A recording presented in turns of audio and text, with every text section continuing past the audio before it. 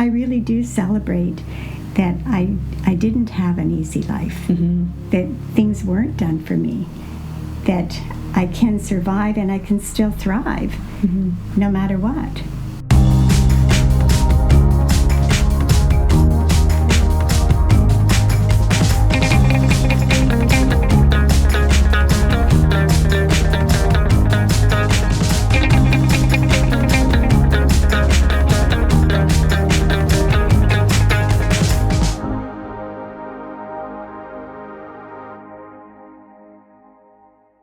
Hi everyone, I'm Kirsten Davidson, your host and creator of my wellness podcast, Mind the Gaps, surrendering our typical ways of looking at life to step out of our comfort zone and into our growth zone. Welcome to episode number 14, Word to the Wise, where I'm joined by Dr. Susan Dafoe as she shares her wisdom on wisdom itself. Susan is a recently retired registered psychotherapist and registered marriage and family therapist, recognized as a woman of distinction in the Lifetime Achievement category by the YMYWCA of Guelph, Ontario.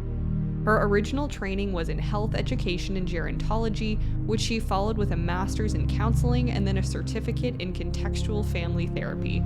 For the final 10 years of her professional life, she was board certified in neurofeedback. Most recently, she trained as a yoga teacher and mindfulness instructor, which she continues to lead. Susan is the author and co-author of more than 50 research reports, papers, and CDs. Her book, Attachment is Action, was published in celebration of her 65th birthday almost 11 years ago. Susan brought her skills together in unique ways to equip and support parents, caregivers, teachers, and professionals to make sense of the children in their care. Her experience as a mother of 3 and a grandmother to 6 brings her compassion and authenticity to her world. Her mission statement, "Life is about the people you love," has guided her throughout her robust professional life and currently to her retirement life, volunteering, living fully, and loving wholeheartedly. I first met Susan this past January when I landed at an airport in Costa Rica. Within moments of us boarding a shuttle to our yoga retreat center, we bonded over our love for psychology, and I listened intently as she shared some of her golden nuggets of wisdom that you'll get to hear today. Susan's personal and professional experiences throughout her lifetime and to be continued have earned her respect and admiration from everyone I know who's had the pleasure of being touched by her presence. I'm grateful to call myself one of those people. In today's episode, Susan and I unpack the roots of relationship, resilience, confidence, storytelling, and life lessons that hold relevance throughout our entire lives, from birth to death. For all things Mind the Gaps, you can find me on Instagram at kirsten.davidson. I'm happy to answer every single one of your questions, comments, or feedback on the show, and most of all, I'm happy to have you as part of the Mind the Gaps community. If you're interested in booking a therapy session with me, please feel invited to email me at kirsten@mindthegaps.co. You can also schedule a session online through the link found on all of my social media platforms. Thank you so much for tuning in, and I hope you enjoy.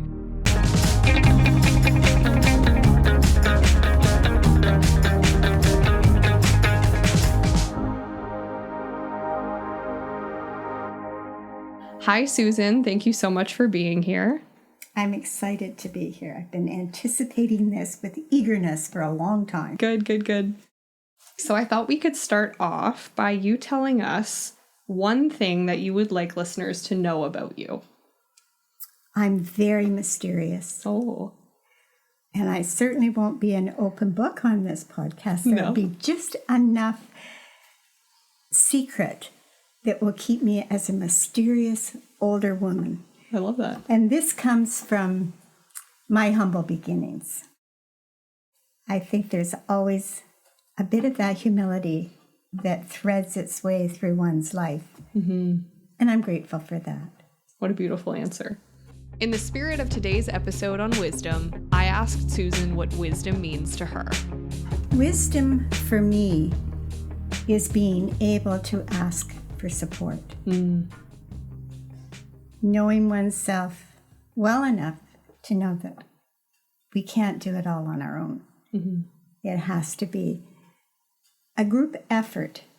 And I think the wisest of the wisest know that and are willing to, in a very humble way, ask for support.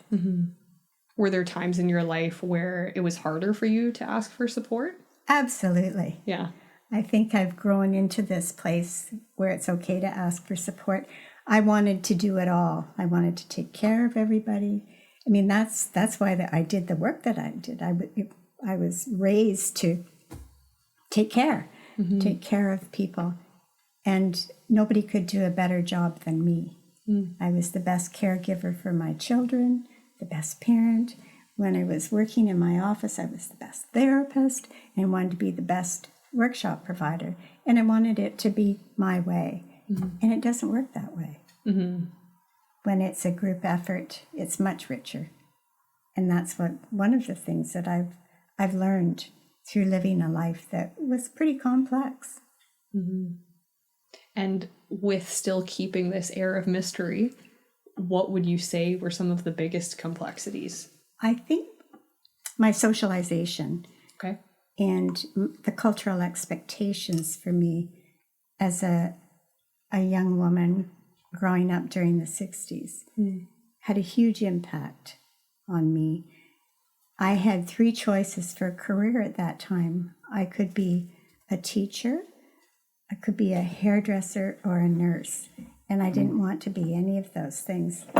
So I started my work life off at the Y when I was 12 and garnered as many leadership skills as I could and took direction from the people that I admired so that I could be a good leader.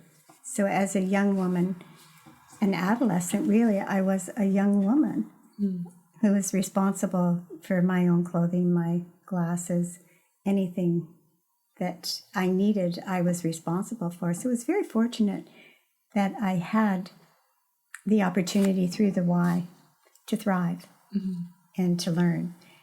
So my first job, full-time job, was as a dental nurse, which was perfect because I looked the part. And I loved organization and I loved cleanliness and I like to keep things neat. And I learned more about people by working in their mouths than any other time in my life. So I was able to take that skill and I think there were 2 women who graduated and 11 men. And so I learned a lot about affluence. I learned a lot about academic expectations. I learned a lot about how most of the people in the group, the men, expected their wives to support them as they gathered their education. And that's what they were useful for. So by that time, I was married and I had a baby. So I was 21 and stayed at home looking after kids. And I knew that I needed more. The father of my children was still in school, and I was supporting him, but I had all of this information that I could learn from that he was learning. He was in English at that time. So very quietly in my heart, I decided that I wanted more than my mother had, and that I really felt an obligation that I was moving into an era in history where this is possible. My grandmother couldn't, my mother couldn't, none of my aunties could have an academic life. So by the time I was in my mid-30s, I started a correspondence course that was all on cassette tape from University of Waterloo. And from there, ended up at Ryerson in a gerontology program and a certification, which I could wrap into an independent study degree. So when I finished my undergraduate thesis, at that time I was teaching fitness in order to support myself through the land of academia. And I was convinced that the strongest determinant of well-being was exercise. And if it wasn't exercise, it had to be good nutrition. And if it wasn't that, it had to be relaxation. And as it turned out, it was having supportive relationships. So I took that and then applied at Althouse at that time for a master's program. And I did a year there. I did the stats course and a couple of others and then switched to OISE. And I continued on my research. I was working full-time in Simcoe County as their gerontologist, their senior citizens research person to look at long-term planning for the elderly. And I just continued with my portion of what the determinants were, the supportive relationships, and looking at what could we do community-wise in order to support aging, and how could we keep people in the community. Well, mine was the 13th study, I think, that had been done in that county, and nothing really changed. Wow. Yeah. Yeah. So we did have community care access, but it wasn't what the intention had been. Right.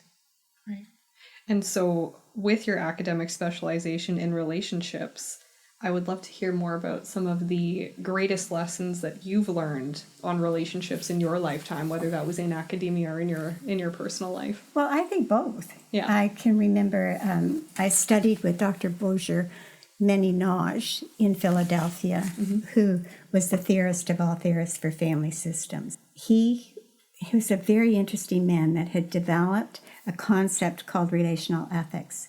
And relational ethics is based on trust, fairness, loyalty, and entitlement. And entitlement in this case means reciprocity, the giving and receiving within a relationship. So through that, I wrote a doctoral thesis on relational ethics. And I think that was really the point at which things started to gel for me, where I could have all kinds of gratitude for my upbringing, especially my mother, who modeled all of these concepts. And I can remember, at that time I was divorced, and I can remember Bourgeois-Ménage saying to me as I sat at his feet on his right hand and looked up to him as if he were a god, "Now, Susan," he said, "what are you doing to help your children stay loyal to their father?" And that gave me pause. And I could start to think of, well, of course, how important is that for children, that they hear good things about their dad because it's half of them. And that they hear good things about their mom because that's half of them. And so that became my mission in marriage and family therapy and in my family work, that we made sure that there was an effort for trust around the relationship that the parents have, that there be that loyalty, that there be fairness, and that there still be reciprocity. And it would be the same with the children, like modeling that kind of a relationship. Yeah. So Bourgeois-Ménage died. I didn't have a mentor anymore. So I made the rounds looking for a new mentor and landed on Gordon Neufeld, who is a Vancouver psychologist, who is known internationally for his brilliance and holding on to your kids. And he set things up in a way that made total sense to me, that we really needed to look at attachment and go right back, even to Buber, way back, looking at I and thou, and then looking at Bowlby and what all the different kinds of attachment are, and start to build those roots of relationship. That you saw the poster in my office and you said, yeah, that's really good. Well, that was almost identical to what Naj was saying in his theory too. So I thought, well, then this is for me. Right. So I trained with Gordon, it would be 18 summers ago. I was in Vancouver for a while and then in Montreal for a while. And he asked if I would be a representative of his and do workshops in the Guelph area. So that launched me right there. I had him to talk to about what my own work and my own personal life. So he reinforced all of the concepts that were most important in holding a relationship together. And it goes right back to trust, fairness, loyalty, and the giving and receiving within that relationship. And I knew that I had that in my roots because of where I came from and from my family. Right. Susan was gracious enough to shed light on the different types of attachments that we can develop to others in relationships, whether that be with family, friends, peers, colleagues, romantic partners, any relationship with another person. Well, before we started the interview, I mentioned that I've been pursuing Celine Dion's life. And in the new documentary, it's very, very clear that she had strong attachments in which she was emotionally safe during her youth and her growing up and within her marriage too. And then becoming a huge pop star, those attachments became kind of promiscuous in the sense that she was dependent and still is dependent on what people think of her and her audience and the glory that comes from performing. My heart went out to her because she can't. She has stiff person syndrome right now, so she's not able to perform in the way that she wants, but she yearns for it rather than looking at, well, that was part of my life's journey and that was a good part, and I'm not going to be able to perform in the way that I did before. So there's promiscuous attachment, there's safe emotional attachment, and that's the whole basis of Neufeld's theory is the safety in the emotional life. So that's secure attachment. And then there's insecure attachment. And then there's ambivalent attachment as well. But what we're striving for is secure, emotionally safe relationships in which to raise our children, to be with each other, to be in a community, to be emotionally safe. And that emotional safety reminds me of what you were saying before with parenting and making sure that kids can understand the good in both parents, even when there is separation. That's huge, right? Yeah, absolutely. My mom told me that she got great advice when she and my dad had separated. Her therapist told her, make sure that you love your kid more than you hate your ex. Oh, that's pretty clear. And to use that as motivation to make sure that my relationship with my dad didn't suffer because of their issues and vice versa with my dad. And so I'm grateful to my parents for being able to love their kid more than they hated each other. And they didn't, as preface. They didn't hate each other. But just that saying I love. Yeah, that's pretty clear. What would you use as an example of ambivalent attachment? Pursuing a person and then distancing from that relationship as well. Okay. Hearing voices such as, I'm not good enough. On the one hand, this, on the one hand, this, having mixed feelings within that relationship and mixed feelings about oneself, whether one deserves it or not. Yeah, so there's a lot of pursuing and distancing. And I think we can see this now in our times now, where the pursuit is really hot. And there's a distancing that happens. 100%. Yeah. So that's ambivalent attachment. Okay. Because the roots aren't there. Like there needs to be the 5 levels of roots where you get to that sameness level, and then you consider, can I be loyal to this person? And all of this has to happen before you find love. When I got to Susan's house on the day of this recording, I noticed a poster she had up in her home office that portrays the roots of relationships, a model founded by Dr. Gordon Neufeld. His model analogizes the key components of a relationship as roots that nurture a healthy relationship to grow and flourish, much like roots of a tree. You can find a picture of this model by Google searching Dr. Neufeld Roots of Relationships. So let's talk about the roots of attachment. And you can visualize that roots go down into the earth and then the plant grows up from the earth. So the very first root to develop in a baby's life is one at a sensory level. So we're looking at all 5 senses being engaged as a baby. In any adult relationship, it starts at a sensory level too.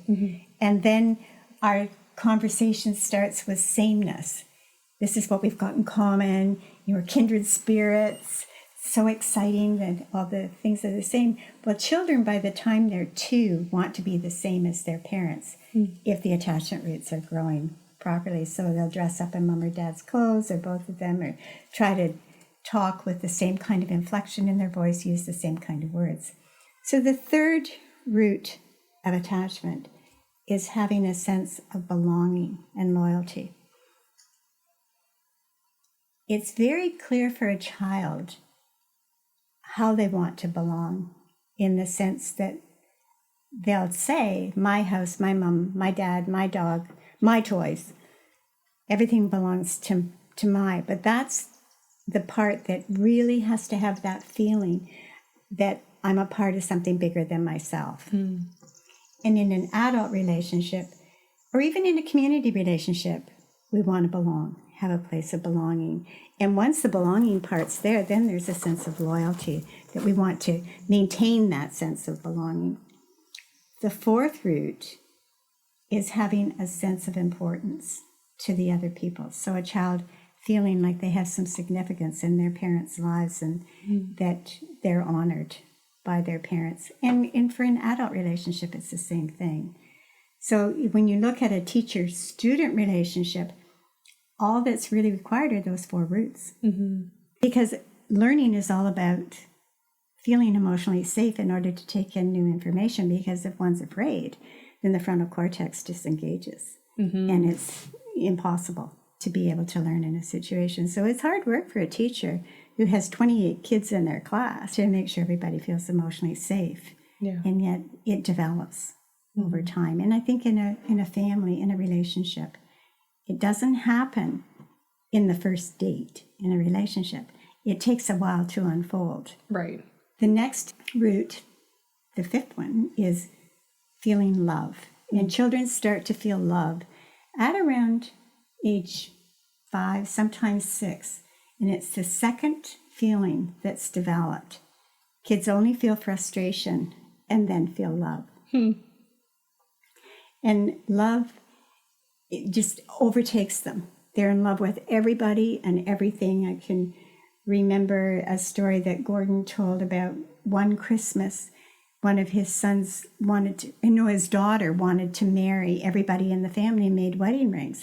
She was 5. That's so cute. So you can see, Kirsten, how long it takes for the roots to grow in, so that the attachment is strengthened. But it takes more and more vulnerability to get to that place of being known. And being known is critical. And too often, I think, in these times, that being known is the first thing. That you have sex in the first date before any of the other relationships have allowed you to get to that place. You want all those other roots to get into the relationship. Look at the vulnerability, how deep that goes. Yeah. The more attached we are, the more vulnerable we are. And at the same time, what's happening up above is that, especially in child development, the child is starting to emerge. So emerging as a separate being that belongs in something larger. And the middle vector is about being able to be adaptable or resilient, to adapt to things not going our way, to hearing no, to making a mistake. And all of this has to happen before integration happens, where you can have a sense of ambivalence. On the one hand this, and on the one hand this, and have mixed feelings. But you can see that's the maturation of a person. That's the maturation of a relationship, that you emerge as separate beings who are able to adapt to difficulties or mistakes or loss, and that at the same time you can have mixed feelings in a relationship and work through them. Yeah. So the roots of relationship are, I think, really critical in any kind of system when we start looking at whether it's developmental or whether it's a family system. At the very bottom, we have being known, and that's correlated with the deepest point of vulnerability and the deepest point of attachment. And I like how you say that a lot of the time people are jumping the gun and looking to physical to be known first. Right. Being seen by people is, I feel like, one of the most important things that I see come up when I'm working with couples in my job and just in my life personally. If I feel like I'm being me and someone isn't seeing me for me, it feels like I'm wasted on someone. Yeah, a comment like, oh, you don't really think that way, or you don't feel that. Yeah, that's not being seen at all. That's being shaped. Yeah. I mean, the middle vector in the diagram, the adaptable piece, in a relationship, we have to be adaptable or resilient because we don't know what, and we can't predict some of the unwielding kind of turns that could happen in a relationship or in life or in circumstances. Yeah, absolutely. I remember you and I talking about that before with child development, that there's a lot of push against ambivalence, that, if someone is complaining, well, let's just appease, right? Here's the iPad, here's the thing you're crying about. Yeah, well, let's just distract you with it rather than working through it. I've said, no, I know this is very hard for you. You're not going to do this. And to kind of push for tears, because as soon as there are tears, there's a shift in the brain. And that's how adaptability happens. If we're afraid of tears or we want to make everything perfect for our kids or a partner, you're never going to get that kind of resilience where people have the equipment to be able to manage an authentic life that is full of pain and joy. 100%. I love that. If you could go back in time, Susan, and speak to a younger version of yourself, what would you wish for her to know? I would like to have believed my mother, who said, no matter when I left the kitchen door, everything will be all right. I questioned it too often, and I had to check every day, even before I went to school, that everything will be all right. Here I sit knowing that the ups and downs and turnarounds that I didn't predict, even the detours, everything is okay. Yeah, that's a good nugget of wisdom, that's for sure, right? To trust in the process. Yeah. And to be able to look back and know with certainty that you would not be sitting here. You'd be sitting somewhere completely different. Maybe we would never have met. We maybe would have right? met. If certain things didn't go right and wrong in our lives. And then it's really hard.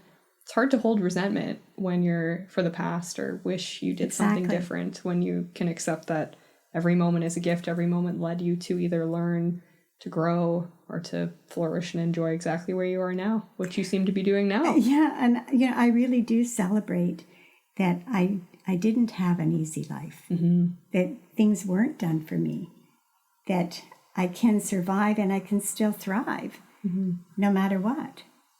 And that it was through those experiences, those situations, those relationships, that I learned how to live a full life. And that's part of it, is accepting that there will be pain, there will be loss, and at the same time, there will be contentment, there will be peacefulness, there'll be love and joy. And back to what you said about resilience, if there wasn't any bad, would you even appreciate the good? Well, you'd have no experience when something bad comes along. Your most recent circumstances are very reflective of that, right? Yeah, exactly. What happened is that I had a beautiful little apartment that was in a garret, and I was really, really comfortable there, and thought, oh, this is probably where I'm going to die. And out of the blue, the house in which I was living needed to be sold, and the new owner wanted my apartment. So my neighbors got together and helped me find an apartment on the same street, just up the street. And I've settled in, and it really feels like home. And I have more space, I have more yard, I have more sun, I have a deck, and I have all the same people in my life with more places to put them. And this space is beautiful. So we're recording in Susan's new place right now in her little sunroom, and it's just stunning, right? Like I said, as soon as I walked in, you said you've been here for 2 weeks, but it feels like you've been here forever. And that's how it feels for me too. This is home. Something that you had said to me before, that rejection is redirection. Yeah. That when we think things are being uprooted, we're just being plopped into something new, and something that we can learn to handle. The everything will be all right is probably my mantra, and something that I've said to my own kids and to a child that I was seeing clinically. It just felt like their world was upset forever. And my mom, who's just really level-headed, knew what to say to me. Why do you think it is that we don't buy into that when we hear it from people that are older than us? Because when a parent or older person has said that to me, I'm like, yeah, whatever. It feels like the world's falling apart right now. And I've seen that when I've worked with young people, like people younger than me, and being cautious of wanting to reassure them that everything's going to be okay, while also still holding space and acknowledging that shit happens and that it can be really hard in the moment and it can feel like the world's falling apart. Well, there's a part of us that wants to believe that whatever situation that's difficult, nobody else has ever been through that this is the worst of the worst, that, hear my pain. And so the affirmation of the pain is really, really important. Yes, this is a very difficult time. And when it's the right time to say everything will be all right. But it doesn't happen when a person is emoting. That's not the right thing to say. It's hearing. And I think when people are truly heard and believed about their pain that they're in, and they're encouraged to tell more, you can get to the place where, oh my goodness, look what you've been through. And right now, what's it like? Well, I'm okay now. And one of the most important questions, or I guess responses, to a child who's telling a story that may seem a little bit fantastical is, I believe you. Tell me more. And the story unfolds, and really being heard and someone empathizing with you can get you to the place where there is a new place for a belief that everything will be okay. So really getting down to their level, wherever that is, so important. I like that. I know you've said that before too, with work with adults as well, to say, absolutely. To say, I believe you, because oftentimes it's hearing one side and we don't know the whole story. Neither do they. Who really does? I mean, that gets a bit philosophical. What is really the truth? But just validating their experience of it, and then moving into acceptance versus right from tears to acceptance, because then that's just happen. Denial. No, that is denial. It has to be worked through. It has to be grieved. And I think that's what therapy is creating this fantasy world in which people can come and tell their stories. And there isn't a person who leaves that office who hasn't changed, because their story has been validated and heard. And that's what we're trained to do. Our offices are there so people can discuss uncomfortable things, where they can talk about unfamiliar things, where they can work out what their true values are, and then return to their world with a knowledge that they can put into practice. And there's a sense of confidence that comes from, oh my gosh, she really heard me. And that goes back to relationships in general.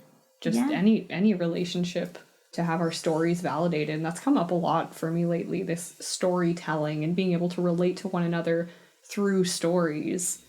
Storytelling is critical, absolutely critical. And imagine that if we continue to live in kind of like an echo chamber, and we just repeated what we already know without talking about what we've been through, nothing would change. Nothing.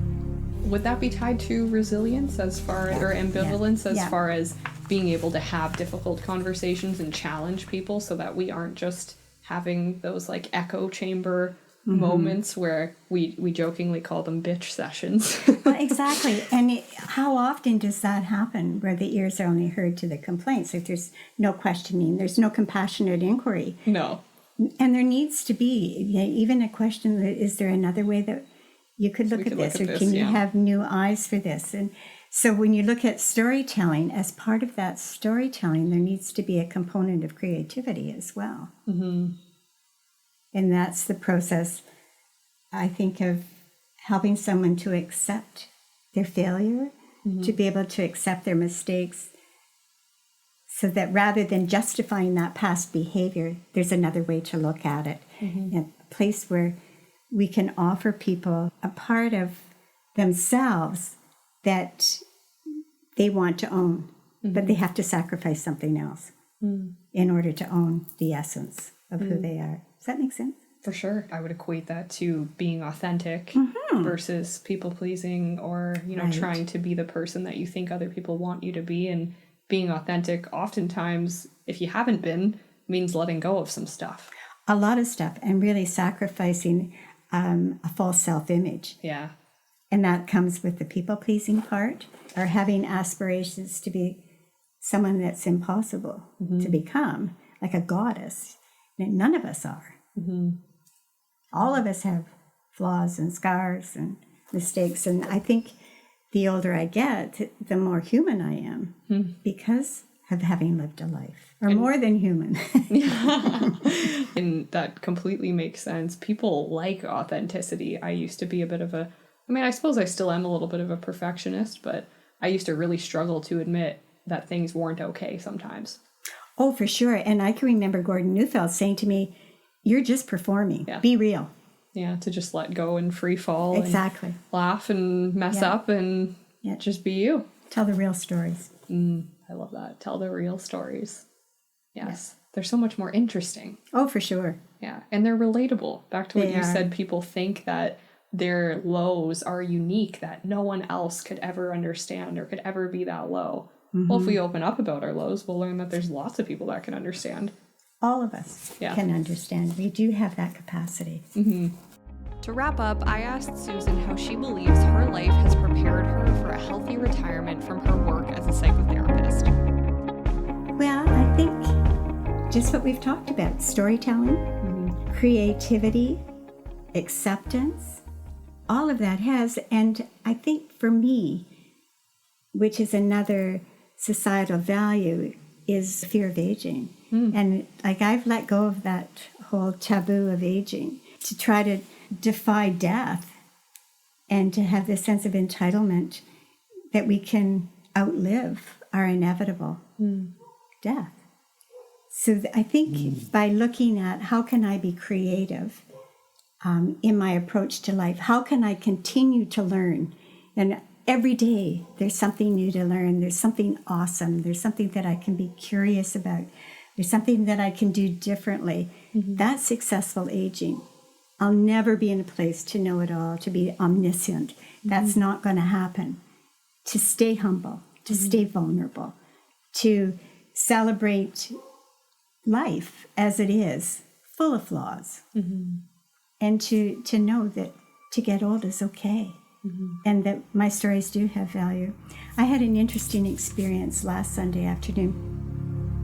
My former neighbors, next door neighbors, are 6 and 11. And they wanted to come up for an afternoon visit. And I said, well, that would be really great. And they got here and we were sitting in the backyard.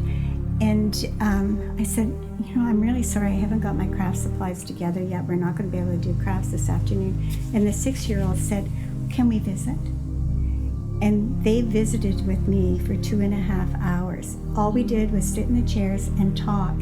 And I was struck by, this is a lost art. They wanted to tell me their stories. They wanted to hear my stories. They invited my stories. And we laughed and celebrated, these good times that we're having in the moment. And they weren't interested in doing anything other than being themselves in a really sweet spot where they could rest and just chat. And so their parents came to pick them up. And if the parents didn't stay and visit another hour, and I thought, this is the essence of childhood, is to sit and talk. And I said, maybe we could start a knitting circle. Well, they thought that would be really great. Can we still talk? Wow. So that was a sweet way to look at through their eyes. And I haven't seen that very often. Although clinically, that's what it is. It's a visit. You have an hour to visit therapeutically. Right. And they don't need to be in therapy and probably have never been, but they knew that that was important. And that kind of distills everything. That's what relationship is all about. That's what safe emotional relationships are about. That's what supportive relationships about. That's wisdom. Wow. To be able to quiet the noise and to just visit. And I think that's so beautiful that such young souls said, can we just have a visit? Right? There are no distractions, no technology, just to hear you and for you to hear them. And absolutely, no matter what age, that the importance of having that connection where it can just be two humans, just two souls sitting and chatting and really listening and really being seen and heard. No technology, just nature and people. By having visits, by giving permission for storytelling, it gives us a different lens to look through. Mm-hmm. And we can, by looking through a different lens, we can often make beauty out of the broken pieces in our lives. Mm-hmm. The times we took risks and they didn't work, the times that we fell in love and out of love. We can still make beauty from those experiences if we let ourselves. Yeah. Finding the beauty in the brokenness in some way. Yeah. And then it doesn't really end up being broken. That reminds me of those dishes and the pottery. Yeah. What is that? The clip I saw was it lets the light come through. Mm-hmm. Being broken, I think, is important because hopefully we have new eyes and there's more light that can come in and come out. Right. Yeah. Through the cracks. Right. Yeah. Yeah. And then it's gilded gold holds them together. Mm-hmm. Yeah. So filling the cracks with gold. Right. And then there's beauty in the brokenness. Right. And then it doesn't feel broken. Then you've built something new. Yeah. Well, I like the light coming in. Yes. Me That's too. the new perspective and the light coming out. The new person. Mm-hmm. There's no way you're the same person your whole life. It's like I look at myself and I'm like a Marushka doll. Mm-hmm. There are all the different parts of me that are me, but none of them are the same. For listeners, the Matryoshka doll are those dolls where they're made of wood. Yeah. I had one when I was little. So it's a little wooden doll with a smaller wooden doll inside and another one inside that and another one inside that, another one inside that. They open up and keep getting smaller and smaller. And that's such a beautiful metaphor for the layers that we are and the different versions of ourselves that exist. Because if we stay the same, nothing's gained. Mm-hmm. I saw a quote the other day and it was, we need to be more scared of what will happen if we don't change than what might happen if we do. And there's something in neuroscience that supports that too, that part of resilience is doing it anyway, even if we are afraid. And it's the development of an area in the parietal lobe. Mm-hmm. It gets strengthened by overcoming the fear and just doing it. There was a little picture of a girl standing on a cliff, and it wasn't very far to get to the next level.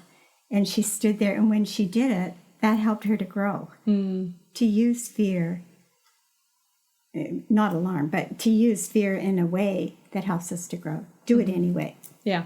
Jump in that pool. Yes. What would you say is the difference between fear and alarm? Alarm is a higher level of cortisol. Mm-hmm. And when it gets into the system, we do silly things in order to keep it under production.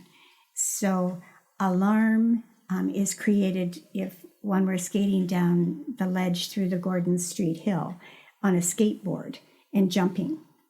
There's an exhilaration that comes with that, or riding on the top of a subway car. That's not fear. That's creating alarm, which is very addictive, and doing more outrageous things all the time in order to get the same kind of zinger from it. So an adrenaline junkie type of mentality. Yeah. And very, very common in boys around the ages of 17 and 18. I think even I heard Peter Attia talk on a podcast about lying on the subway tracks in between them. And there are a lot of dangerous things that kids do to defy and to say, I'm invincible. We're not. Right. So fear helps us to grow, to do things that we didn't think we could do. Alarm is unreasonable and irrational. My mom always used to say, you'll be scared before you grow. What was that? Right. That's fear. Right. That's fear. Yeah, that's fear. Yeah. So that fear of, oh my gosh, what's going to happen, rather than chasing the high. Right.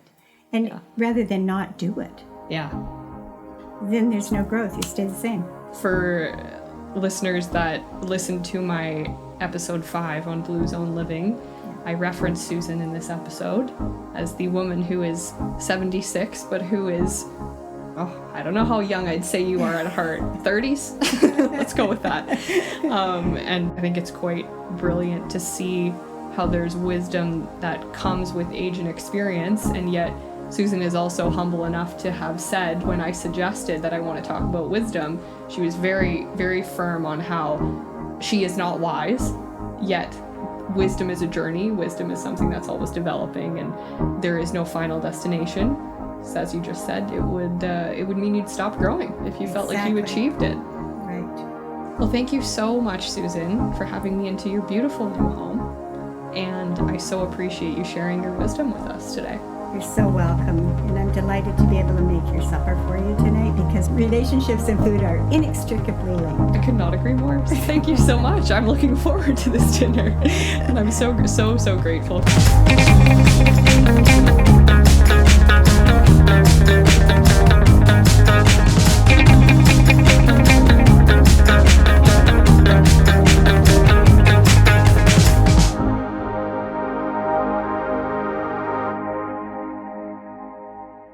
Thank you so much for listening.